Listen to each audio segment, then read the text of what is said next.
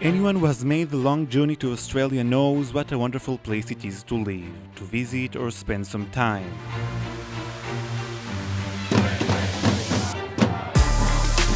Except if you're a Jew or Israeli, and the year is 2025.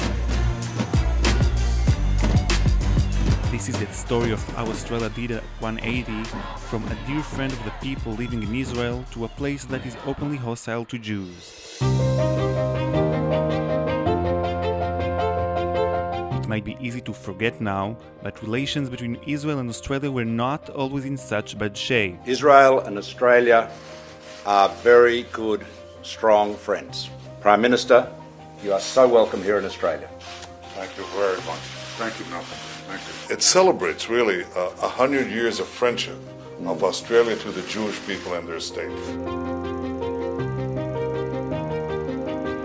Early on, in 1948, Australia was one of Israel's first and strongest allies, standing proudly with the only Jewish country in the world. Where news of the United Nations decision to recommend partition brings wild jubilation among the Jewish communities in Jerusalem and Tel Aviv.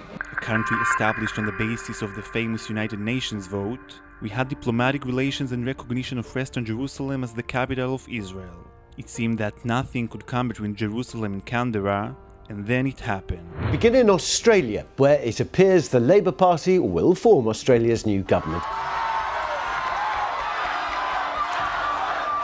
בשלוש שנים וחצי האחרונות חל שינוי, ואנחנו מבעצם מאי 2022 רואים כרסום ביחסים המדיניים. Since the current government came to power, everything changed overnight. And October 7 again changed everything.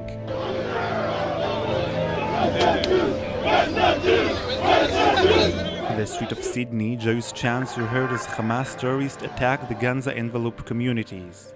This would alter the reality in Australia and the government of Anthony Albanese in the 2 years that have passed since then.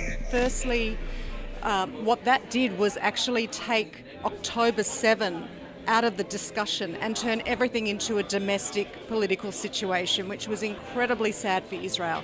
The recipe for disaster was sharply anti-Israel policy, born of short-term political considerations. There are 20 Muslims for every Australian Jew. They are larger in number, mostly younger people, and they know they are worth more at the ballot box.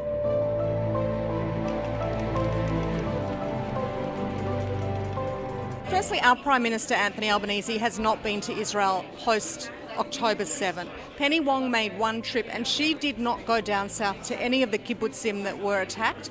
She did not go to the Nova Music Festival site, but she did go to a settlement in the West Bank. The Australian Foreign Minister Penny Wong is a particular object of contempt from the Jewish community. We remember that on the day of October 7, she called on Israel to show restraint, which was outrageous. And then, since then, she's been taking moves against Israel.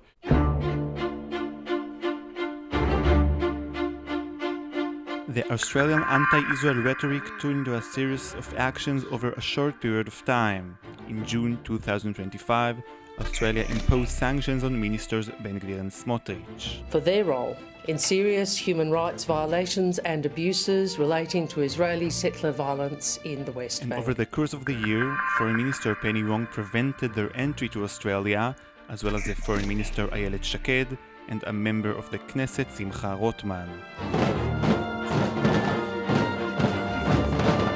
At the same time, of course, Hamas terror supporters and so-called human rights activists are calling for violence against Jews entering Australia. They do not undermine the Australian social cohesion with which the Israeli politicians were threatened to break. Our country gave over 3,000 visas to Gazan refugees with very, very short periods of vetting and checking. They gave them tourist visas, but once they got here, those visas were fast-tracked to much more permanent visas.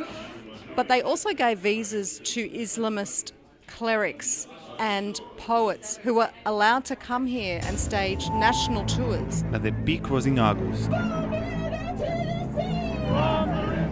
A week after hundreds of huge pro-Palestinian demonstrations, one Shabbat, the Australian government pandered to the violent riots and also to Hamas. This week, Australia recognized the state of Palestine, a move that triggered a direct confrontation with Israel. And this week, Australia recognised the state of Palestine.